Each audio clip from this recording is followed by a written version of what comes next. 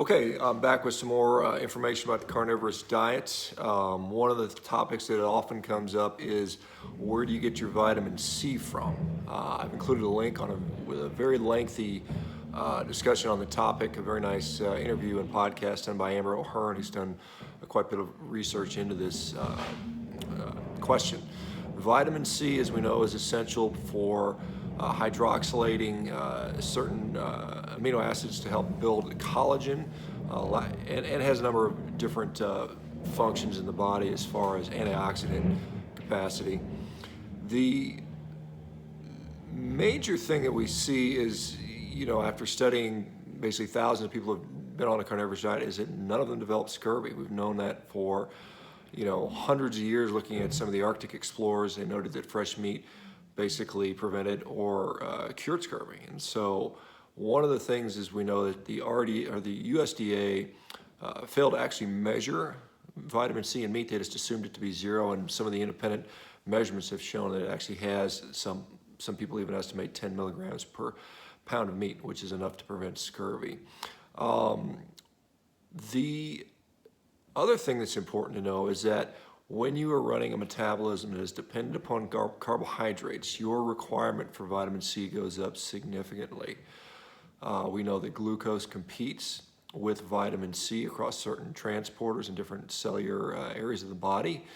We also know that when we go on a low carb or ketogenic or carnivorous diet, that we upregulate the formation of certain endogenous antioxidants, thus rendering much of the requirement for vitamin C to be quite low. We've also seen that animals that are able to produce their own vitamin C, when they are on a low carb diet, they just produce less because there's less requirement. And so the answer is basically there is enough in meat, and the requirements for vitamin C go down significantly when you're not running a carbohydrate-based metabolism. And so that's why none of us are getting scurvy. Okay?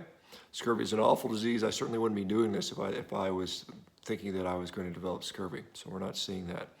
A couple questions people asked me that I'll try to answer. One of those was, how do you feel about supplementation in general? I tend to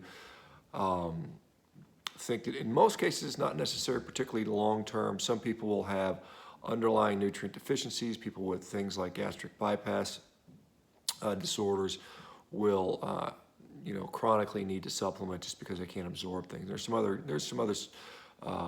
gastrointestinal issues where that may be a problem as well.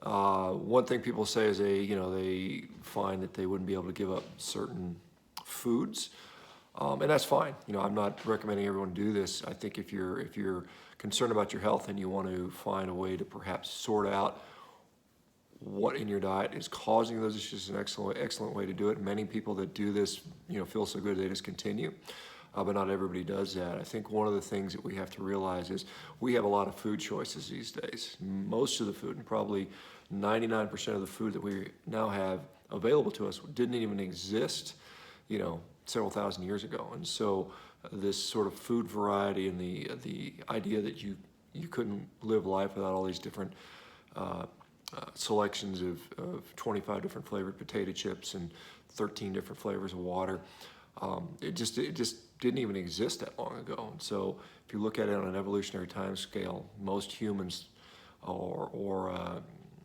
human predecessors just didn't have much variety. They ate probably just a couple items, and one of those is probably, in fact, most of it was probably meat-based.